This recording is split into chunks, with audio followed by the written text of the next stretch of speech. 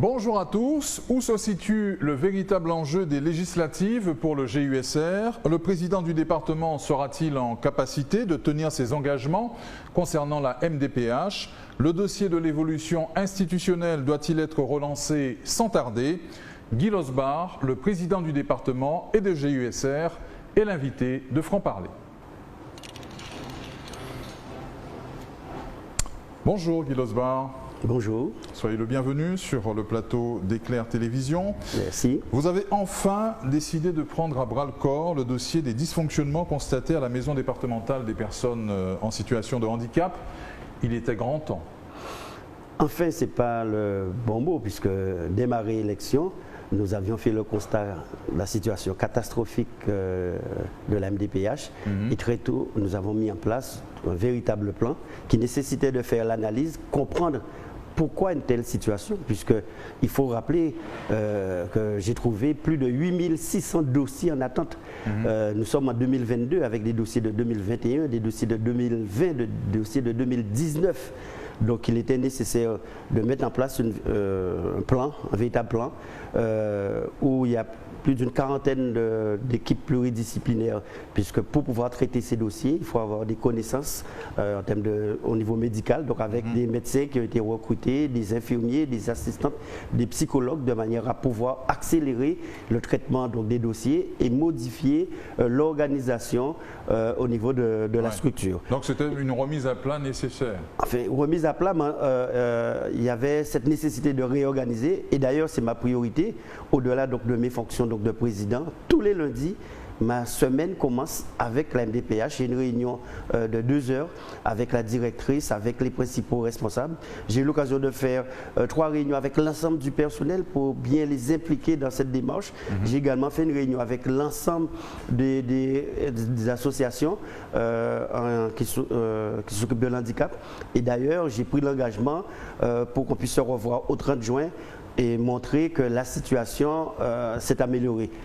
Ma satisfaction, c'est de voir qu'effectivement, cette situation s'améliore, puisque le nombre de dossiers traités aujourd'hui n'a rien à voir avec ce qui était il y a quelques mois. Ce plan de crise que vous avez donc activé, il va produire donc ses effets rapidement. Il va produire. C'est l'engagement que vous prenez. Voilà, il va produire ses effets rapidement. Ce que je voudrais, c'est que dès le mois de fin juin, nous ayons un fonctionnement quasi normal, parce qu'aujourd'hui, au cours donc, des derniers CDAPH du mois de mai, c'est plus de 2500 dossiers qui ont été traités dans 2 CDAPH. Or, si on fait une comparaison avec l'an dernier, c'était 500 dossiers pour la même période. Ce qui voudrait dire que nous avons vraiment multiplié. Et ce que nous voudrons, c'est qu'au cours du mois de juin, que nous ayons à peu près entre 3 à 4 000 dossiers traités, ce qui permettrait de diminuer considérablement le stock. Oui. Aujourd'hui, il y a plus de dossiers de 2019. Il reste, je crois, une cinquantaine de 2020, mais qui seront traités dans les jours, de manière à ce qu'au 30 juin, nous ayons que des dossiers de 2022 et que nous ayons traités, en tout cas, les autres dossiers. Vous revenez de très loin, puisque fin 2021, il y avait plus de 8000 dossiers en souffrance, c'est ça? Voilà, tout à fait, de très loin. Et ce que j'ai eu l'occasion de dire, d'ailleurs, ça a été mal pris par une partie du personnel. J'ai dit que c'est une situation criminelle, puisque vous savez, lorsque vous êtes en situation de handicap, vous êtes aveugle, vous n'avez plus de mobilité. Comment expliquer qu'on puisse couper les doigts pendant des semaines, pendant des mois, puisque nous avons trouvé, il y avait à peu près 1600 personnes où il y avait eu rupture de fin de droit, c'est-à-dire qu'ils n'avaient aucun revenu. Mais si vous êtes en situation d'handicap tel qu'aveugle ou mobilité, vous n'avez aucune autre possibilité. Donc, c'est pour cela, dans les 8600 dossiers, nous avons dû faire des priorités. Moi, j'ai demandé à ce que ces dossiers soient traités en priorité. De même que l'AEH ou l'accompagnement des enfants. Donc, il y a des mères de famille qui ne peuvent pas bénéficier de cet accompagnement. Et d'où cette nécessité que c'était, en tout cas, c'est toujours ma priorité. Les agents, le personnel administratif en charge du traitement de ces dossiers, tous ces personnels, ils doivent prendre conscience que derrière chaque dossier, il y a l'humain. Voilà, donc très tôt, même pendant la campagne, j'avais eu l'occasion de dire qu'il faut que nous soyons beaucoup plus humains, non pas voir un formulaire, un dossier. Je le disais, je n'étais pas encore président, et en devenant président, je me suis rendu compte de l'ampleur de cette situation et vraiment de cette nécessité que chaque agent, chaque cadre, chaque agent de la collectivité puisse avoir cette dimension humaine pour le traitement donc, des dossiers. Et en les rencontrant, je me rends compte qu'il y a beaucoup de volonté, il y a cette volonté de pouvoir bien faire. Parfois, s'il y a des problèmes d'organisation, parfois, s'il y a des problèmes de logistique. En tout cas, mon rôle, c'est de créer les conditions pour que les gens soient dans les meilleures situations, conditions possibles et pour obtenir l'efficacité et la performance, puisque au-delà de la situation de la MDPH, je me suis engagé à ce que dans cette mandature, que les dossiers soient traités au maximum dans les 30 jours. Nous en sommes encore loin, mais il y a cette volonté d'y parvenir. Vous parliez à l'instant de performance, des outils de mesure justement de cette performance et de l'efficacité des dispositions arrêtées seront mis en œuvre? Tout à fait, des outils de performance. Moi, ce que je veux, c'est qu'ils puissent avoir des reporting, des tableaux de bord, où chaque mois, je puisse, rien qu'en ayant ces tableaux, je puisse connaître quelle est la situation, quel est le délai de traitement au niveau de la MDPH, quel est le délai de l'amélioration de l'habitat. L'amélioration de l'habitat aussi, ça fait plus d'1 an et demi qu'il n'y a pas eu de dossier traité.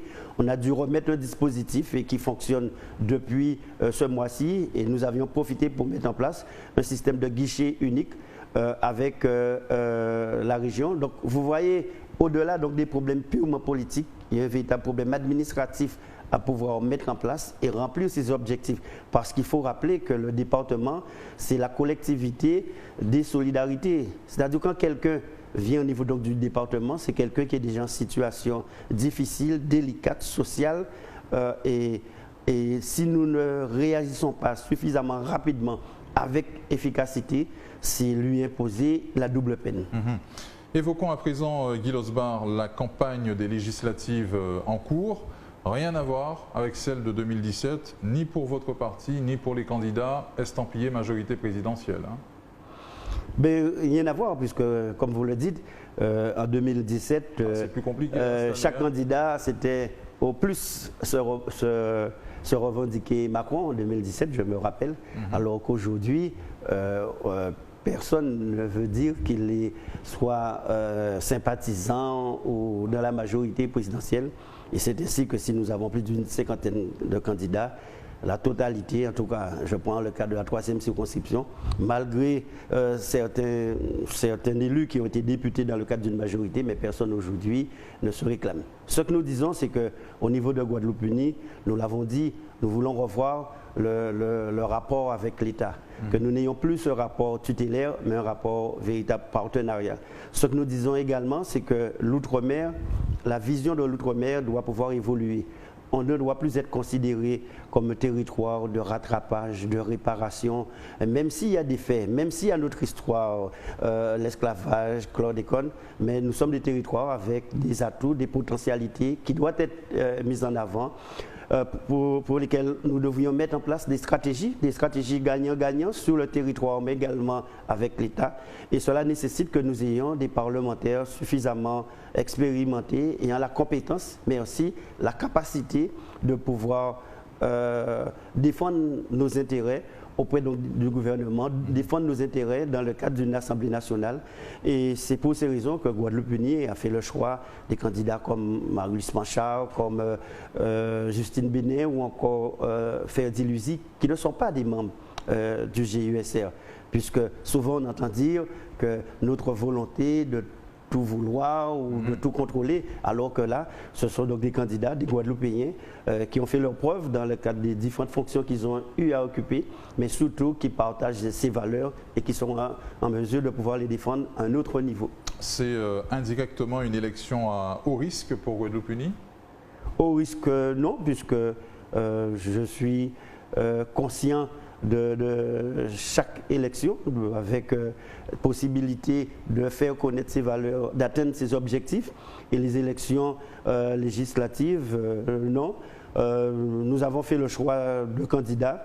Je participe à la campagne électorale dans ces différentes circonscriptions et je me rends compte qu'il y a une adhésion, quoi qu'on puisse penser sur la nature, sur le rapport ou pas avec le gouvernement, puisque nous avons les candidats que j'ai précisés, ils ont signé une charte avec le Guadeloupe Uni, puisque même s'ils ne sont pas membres, nous, à la date d'aujourd'hui, ce que nous disons, c'est que pour être performant, il faut être dans une majorité. Aujourd'hui, si vous voulez obtenir des résultats, vous irez voir Harry Chalus au niveau de la région, de même au niveau du département, quelle que soit la ville. Au niveau national, c'est la même chose. On sait très bien qu'un parlementaire, pour être efficace, il doit être dans une majorité. Il doit pouvoir obtenir l'écoute du gouvernement. Et c'est en ce sens que nous, ce que nous disons, c'est un rapport partenarial et que nous n'avons, à la date d'aujourd'hui, il n'y a pas eu d'investiture nationale des candidats donc, du GUSR, mais nous disons que nous sommes dans une stratégie de majorité présidentielle. Où se situe pour vous, Guy Losbar et votre famille politique, le véritable enjeu de ces élections, outre tenter de garantir à Emmanuel Macron une majorité au Palais Bourbon? Non, enfin, nous ne sommes pas forcément uniquement dans une stratégie de permettre à Emmanuel Macron d'obtenir une majorité, mais bien au contraire, je pense que dans cette mandature, les parlementaires auront un rôle capital. Puisque pourquoi? Avec le président de région, nous avions constaté qu'il y avait un décalage, qu'il n'y avait pas donc, de coordination entre les parlementaires et l'exécutif.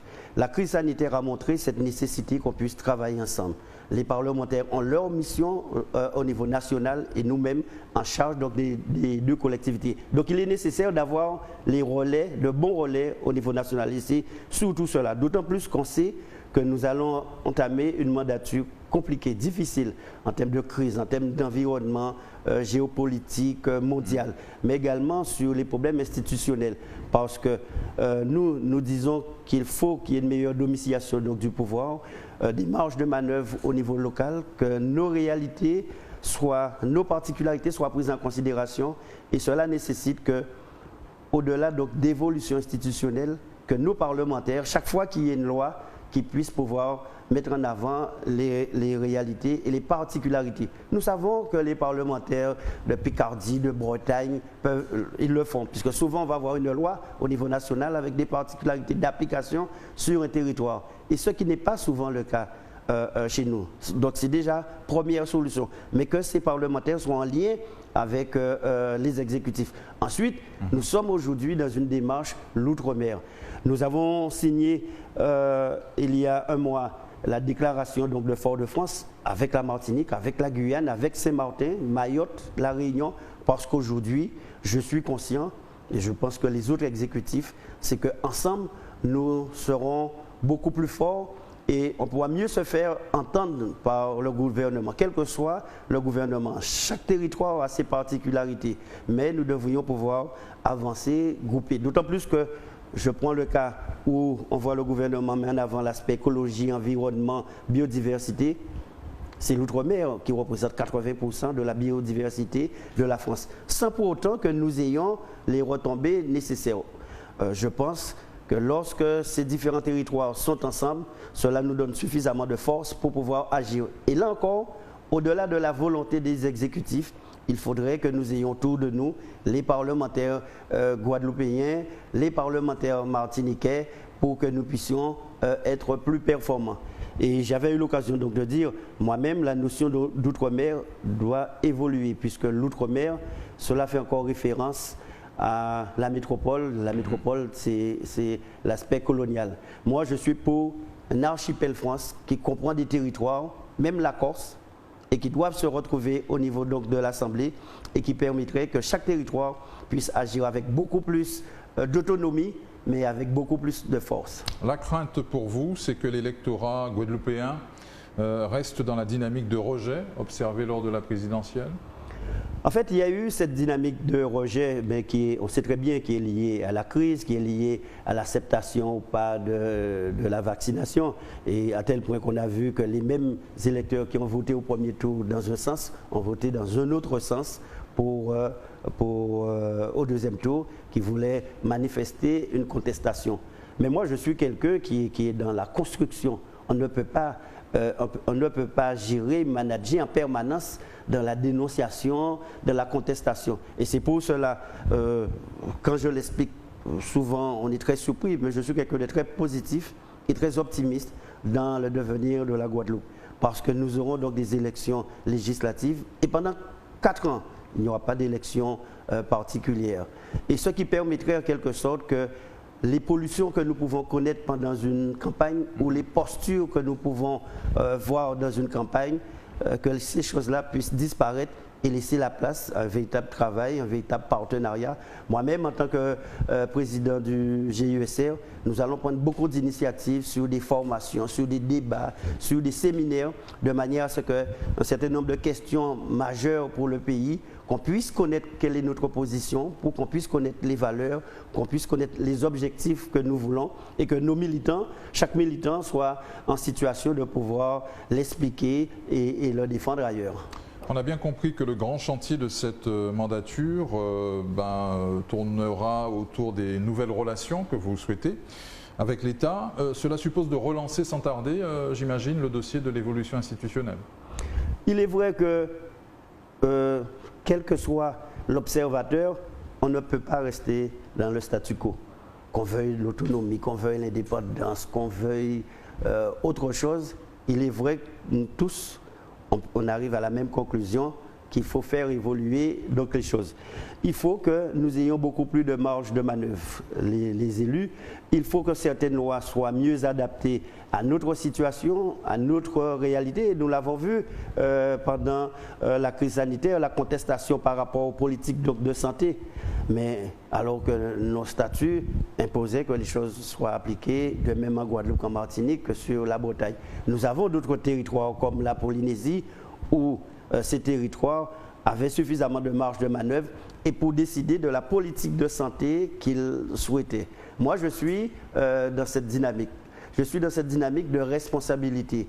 Et au-delà donc de ces aspects politiques et autres, on voit que l'organisation, le système, la société aujourd'hui, telle qu'elle est vue, telle qu'elle est organisée, ne favorise pas la responsabilité, ne favorise pas suffisamment donc de prise de décision au niveau des différents acteurs, que ce soit politique, que ce soit économique, sportif et autres. Et trop souvent, le Guadeloupéen, il a tendance à dire que c'est la faute à l'autre, c'est la faute aux politiques. Sur cette chose, c'est vrai, c'est la faute au patron, c'est la faute aux syndicats, c'est la faute à la France, c'est la faute à l'esclavage, c'est la faute Claude et Conce. Alors qu'aujourd'hui, je pense que chacun, qu'on soit à mon niveau ou d'autres élus, qu'on soit dans cette démarche de responsabilité. Mais la population aussi doit pouvoir se dire, je suis dans cette démarche de responsabilité. L'Osbar, il est président du département, il a une responsabilité suprême. En plus, il est président de parti qui l'oblige à avoir cette responsabilité. Mais quel que soit le Guadeloupéen, lui aussi doit apporter sa contribution. Il doit pouvoir dire oui, mais moi, qu'est-ce que j'apporte à la Guadeloupe et quelle démarche je me donne. Il faut aussi qu'on soit en adéquation entre ce qu'on dit et ce qu'on puisse faire. Il s'agit donc d'agir aussi sur les mentalités. Il s'agit d'agir. Il y a un mot que je dis, penser Guadeloupe, agir Guadeloupe. Oui, il faut penser Guadeloupe. Penser Guadeloupe dans sa façon de créer, penser Guadeloupe dans sa façon de consommer aussi. Mais agir, c'est-à-dire si on pense qu'on doit pouvoir créer de telle manière, dans ses actions, on doit pouvoir le retrouver. Si on pense qu'on doit pouvoir consommer de telle manière, dans ses actions, on doit pouvoir le retrouver. Et c'est pour ces raisons que parfois je ne suis pas en phase avec les idées hautes, mais moi j'ai des convictions, je les affirme haut et fort. Au moins, on sait ce que veut l'OSBAR. J'ai eu l'occasion donc de l'exprimer à différentes reprises et c'est cette manière, au contraire, dans les semaines à venir, je vais encore amplifier cela et vraiment pour que nous soyons donc dans cette démarche de responsabilité, puisque en tant que responsable politique, je pense que c'est une nécessité aujourd'hui pour que nous puissions mettre en place les bonnes stratégies et qui nous permettraient de sortir sur tout un ensemble donc, de dossiers que nous traitons depuis des décennies et pour lesquels cela n'a pas pu avancer au rythme où cela aurait pu être possible. Relancer donc ce dossier de l'évolution de nos institutions, mais avec visiblement une méthode différente. Méthode différente puisqu'il est vrai, il ne s'agit pas pour nous, les politiques, qu'on puisse en parler, que la population puisse avoir ce sentiment qu'en fait ils veulent beaucoup plus de pouvoir et que c'est juste une question au niveau donc, des politiques, puisqu'on entend ce procès. Il est vrai que chaque Guadeloupéen, dans son quotidien, se rend compte qu'il est bloqué par rapport à telle situation. Il aurait voulu avancer, il ne peut pas le faire, et n'ayant pas suffisamment l'analyse et la maîtrise du fonctionnement de la société, à ce moment-là, on dit que c'est la faute au maire ou alors la faute au président, et alors que ce n'est même pas forcément le cas. Donc, en termes de méthode, nous, ce que nous voulons, c'est qu'il y ait le maximum de rencontres, de débats, de séminaires, d'informations, d'échanges, pour que chacun puisse se dire la fiscalité, comment je vois ça. Souvent, on va entendre dire on supprime l'octroi de mer, mais sans trop savoir quel est l'objectif de l'octroi de mer. 47% du financement des communes se fait par l'octroi de mer. Donc du jour au lendemain, vous supprimez l'octroi de mer. Comment seront financées toutes ces communes? Comment seront financées le fonctionnement? Il faut rappeler que 60% du budget des communes est consacré au personnel. Donc supprimer l'octroi de mer, expliquez-moi comment vous allez faire. Mais en plus, la protection donc, des entreprises au niveau local, c'est l'octroi de mer. Donc ce qui voudrait dire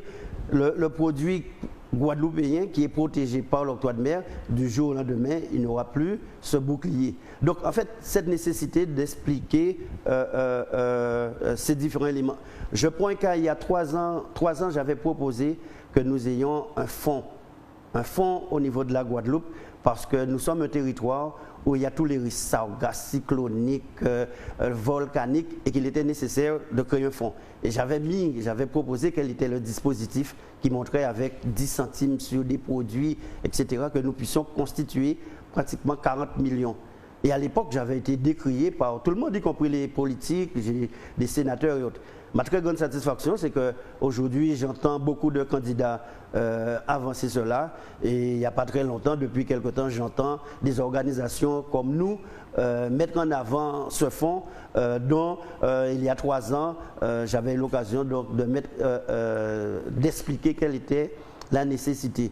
Donc ce sont donc des idées de ce type que moi, ce que je veux, c'est que dans les semaines à venir, au-delà de mes fonctions quotidiennes, de régler les problèmes de l'MDPH du département, mais que nous puissions y travailler. Et le curseur va évoluer, puisque nous étions en réunion la dernière fois avec Saint-Martin, la Réunion, la Martinique et autres. On sait très bien que sur ce plan-là, ils sont beaucoup plus avancés que nous. Saint-Martin, ils sont dans un système beaucoup plus autonome. La Réunion même qui passait pour la collectivité beaucoup plus statu quo, aussi on a vu cette évolution. La Guyane, leur congrès s'est déjà prononcé, donc il nous appartiendra également d'être dans cette dynamique. Nous allons créer la commission mixte département-région pour le congrès. Ensuite, nous allons faire beaucoup de concertations avec les autres forces politiques, avec les acteurs, les syndicats, les associations, de manière à ce que chacun puisse non pas dire je suis pour ou pas, mais que nous ayons tous les éléments, toute l'argumentation nécessaire pour pouvoir faire avancer cette cause. Merci Guy Losbard d'avoir été notre invité dans Franc Parler. Merci. Merci à vous de nous avoir suivis. L'actualité continue sur votre chaîne locale.